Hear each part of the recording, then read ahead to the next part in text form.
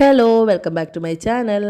അപ്പോൾ ഇതേ ഞാൻ ഈ ബോൾ ഐസ്ക്രീമിൻ്റെ ബോട്ടിൽസ് വെച്ചിട്ടുള്ള ഒരു അടിപൊളി സംഭവമാണ് കേട്ടോ ഉണ്ടാക്കിയെടുക്കാൻ പോകുന്നത്. ഇതെല്ലാവർക്കും ട്രൈ ചെയ്യാൻ പറ്റുന്ന ഒരു അടിപൊളി സംഭവമാണ്. എനിക്കിപ്പോൾ 2 ബോട്ടിൽസേ കിട്ടിയിട്ടുള്ളൂ. കൂടുതൽ നിങ്ങളുടെ കയ്യിലുണ്ടെങ്കിൽ നമുക്ക് കൂടുതൽ ഭംഗിയാക്കി എടുക്കാൻ പറ്റും കേട്ടോ. അപ്പോൾ ഇതേ ഇതിൻ്റെ മൂടി എടുത്തിട്ട് ഇതിൻ്റെ ഇങ്ങനെ സെൻട്രലായിട്ട് ഗം ചെയ്ത് കൊടുക്കുക. അതിനുശേഷം നമ്മുടെ ബോൾ ഐസ്ക്രീമിൻ്റെ ബോളിനെ ഇതിലങ്ങ് സ്റ്റിക്ക് ചെയ്ത് കൊടുക്കുക. അപ്പോൾ ഇത് നമുക്കൊരു കുഞ്ഞു ഫ്ലവർ വേസ് മോഡലിൽ അതങ്ങ് കിട്ടിയിട്ടുണ്ട് കേട്ടോ. ഇനി അതിനെ നമുക്ക് ഒന്നുകൂടെ ഭംഗിയാക്കി കളർ ചെയ്ത് പെയിൻറ്റ് ചെയ്ത് നല്ല അടിപൊളിയാക്കി എടുക്കാം കേട്ടോ. അപ്പോൾ ഞാൻ റെഡ് കളറാണ് കൊടുക്കുന്നത്. അതിന് ശേഷം ഒരു വൈറ്റ് ഔട്ട്ലൈനും കൂടെ ഇട്ട് വൈറ്റ് ബഡ്സ് വെച്ച് ഒരു വൈറ്റ് ഡോട്ട്സും കൊടുക്കുന്നുണ്ട് കേട്ടോ. അപ്പോൾ ദേ ഇതുപോലെ അങ്ങ് വൈറ്റ് ഔട്ട്ലൈൻ കൊടുക്കുക. അതിന് ശേഷം ഇതേ ബഡ്സ് വെച്ച് ഇങ്ങനെ ഡോട്ട്സും ഇട്ട് കൊടുത്തിട്ടുണ്ട് കേട്ടോ. അതിന് ശേഷം നമ്മൾ അടുത്ത ബോൾ എടുത്തു. യെല്ലോ കളർ ബോളായിരുന്നു. അതിൻ്റെ വായ് ഭാഗം ഇതുപോലെ അങ്ങ് കട്ട് ചെയ്ത് കളയുക.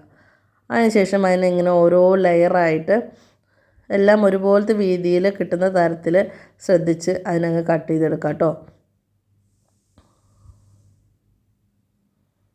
അപ്പോൾ നമുക്കൊരു 3-4 അല്ലെങ്കിൽ കൂടി പോയി ഒരു 5 ലെയറായിട്ട് ഇതിനെ കിട്ടും. അതിനുശേഷം അതിൻ്റെ മുകൾ ഭാഗം ഒരു ഓവൽ ഷേപ്പിൽ ഇതുപോലെ അങ്ങ് കട്ട് ചെയ്ത് കൊടുക്കാം. എല്ലാത്തിൻ്റെ മുകൾ ഭാഗം ഇതുപോലെ കട്ട് ചെയ്ത ശേഷം അതിനെ അങ്ങ് നല്ലപോലെ പുറത്തേക്ക് നിവർത്തി കൊടുക്കണം കേട്ടോ. അപ്പോൾ ഇതേ നല്ല അടിപൊളിയായിട്ട് നിവർത്തി കൊടുത്തിട്ടുണ്ട്. അപ്പോൾ നമുക്കൊരു സൺഫ്ലവർ ഷേപ്പിൽ കിട്ടിയിട്ടുണ്ട് കേട്ടോ. അപ്പോൾ അതിന് ഷേപ്പായി വരാത്ത ലെയറുകളുണ്ടെങ്കിൽ അതൊന്ന് ഷേപ്പ് ചെയ്ത് കൊടുക്കുക.